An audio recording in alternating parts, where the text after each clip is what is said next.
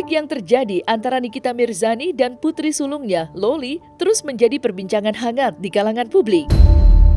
Setelah melalui berbagai lika-liku yang penuh tantangan, akhirnya Nikita berhasil membawa Loli kembali ke pelukannya. Banyak drama dan pertikaian emosional yang harus mereka hadapi, termasuk adu argumen yang memperlihatkan betapa rumitnya hubungan ibu dan anak ini. Momen-momen tersebut terkadang mencerminkan ketegangan yang mendalam, di mana kedua belah pihak merasa tertekan dan saling melepaskan kata-kata tajam. Di sisi lain, kisah yang berbeda namun juga penuh emosi dialami oleh Baim Alkatiri atau yang lebih dikenal sebagai Baim Cilik. Saat Nikita dan Loli berusaha menyembuhkan hubungan mereka, Baim justru tengah berjuang mencari keberadaan ayahnya yang diduga membawa kabur uang pendidikan yang selama ini ia kumpulkan. Ketidakpastian dan rasa kehilangan menghantuinya, membuat Baim merasa terombang-ambing dalam situasi yang sulit. Kedua kisah ini mengingatkan kita bahwa setiap hubungan memiliki tantangan, dan perjalanan untuk memperbaiki hubungan tersebut seringkali penuh dengan lika-liku yang tak terduga. Lantas, seperti apa reaksi Baim dalam menyikapi konflik yang terjadi antara Nikita Mirzani dan Loli?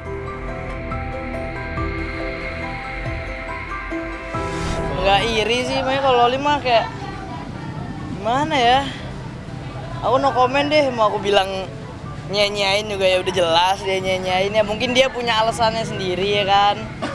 Mungkin dia terpengaruh sama orang juga, bagaimana kita nggak tahu kayak gimana fakta. Mungkin kita lihat apa yang ada di media kan, kita nggak lihat depan mata kan. Kalau misalnya aku di posisi Loli nih, bisa memaafkan ya gitu. aku di posisi Loli nih, abahku Nikita nih, emang bikin salah apa dia?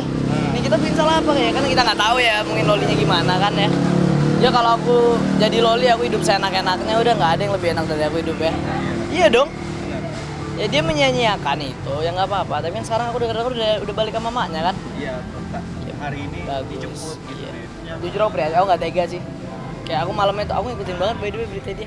Aku tuh ngeliat dia klarifikasi apa, kayak ada yang salah lah emang di situ. Nggak pantas seorang anak bilang kayak gitu ke emaknya, apalagi mama loh, ini seorang ibu ya.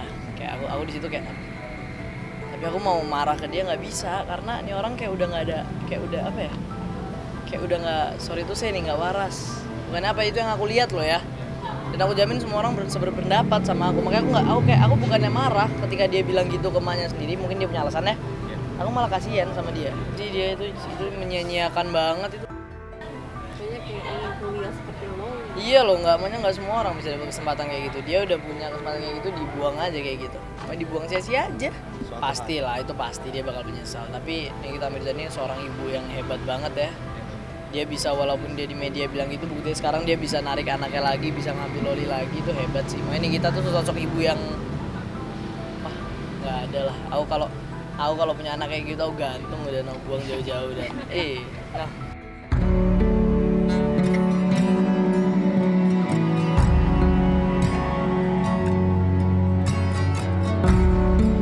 Terlepas dari semua drama yang mengelilinginya, Baim Alkatiri tak pernah kenal lelah dalam pencariannya untuk menemukan sang ayah. Meski hingga kini ayahnya belum memberikan kabar, akan tetapi pria yang masih berusia 19 tahun itu tetap berusaha menjaga harapan. Dia mengingat saat-saat ketika ayahnya sempat mengirimkan uang untuk adik-adiknya, di mana itu menjadi sebuah pertanda bahwa meskipun ada jarak di antara mereka, ayahnya masih memikirkan keluarga. Namun, Baim merasakan ketidakadilan, mengingat sang ayah tak kunjung menunjukkan itikat baik kepada dirinya. Dengan tekad yang kuat, Baim memilih untuk tidak membiarkan rasa sakit itu menguasai hidupnya. Ia bertekad untuk menunggu kehadiran ayahnya dan berharap bisa berdialog untuk menemukan jawaban atas semua pertanyaan yang mengganggu pikirannya.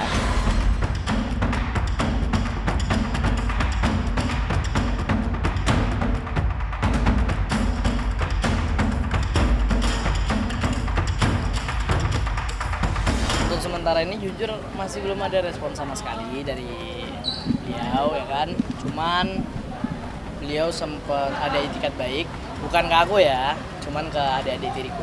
Walaupun dikit tapi ada lah namanya effortnya dikit. Tapi kalau ke aku jujur sama sekali belum ada ngehubungin atau apapun itu. Pertama kali setelah kalau aku kan udah 2 tahun gak dinafkain. Adik-adikku yang kecil-kecil tuh baru setahun.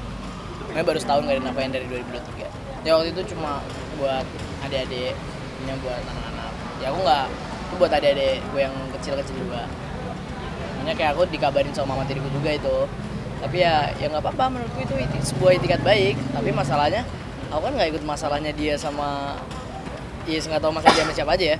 Ini kan tentang about me and you, ini tentang aku sama ayahku. Mau ada itikat baik apapun selama bukan ke aku, mana? Makanya aku tuh cuma minta dihubungin doang. Ada sih sempat ada kontakan sama omku, sekedar aja. Meminta maaf juga kan? Enggak, dia mempertanyakan sih kenapa aku speak up, kenapa aku bahas. Aku bilang, ya lah udah 2 tahun aku diem, mau sampai kapan? Aku nggak takut apa-apa. Maksudnya aku nerima apapun, aku nerima kalau dia balik, aku nerima kalau dia nggak balik, nggak apa-apa. Tergantung, makanya aku pengen lihatnya kayak aku udah baik, aku udah ngelakuin semua yang aku bisa. Kalau emang gak ada etiket baik dari dia, buat apa aku berharap terus? Aku terakhir komunikasi itu 2022, tapi aku sempat ketemu orangnya kurban kemarin 2023, cuma sekedar say hi aja. Dendam apa? Ada dong pasti. Tapi aku ya udah, itu udah lewat, itu udah kejadian 2 tahun lalu. Anggapannya aku cuma mau ngasih tahu nih orangnya tuh kayak gimana, karena aku udah cukup nutupin kebaikan. Apa emang nutupin jaga namanya dia, aku nutupin semuanya itu udah cukup sih. Aku pengen denger penjelasannya dia. Aku pengen tahu alasannya dia kenapa kayak gini. Itu aku pengen tahu semuanya. Kalau emang alasannya dia masuk akal, bisa diterima, aku pasti maafin lah.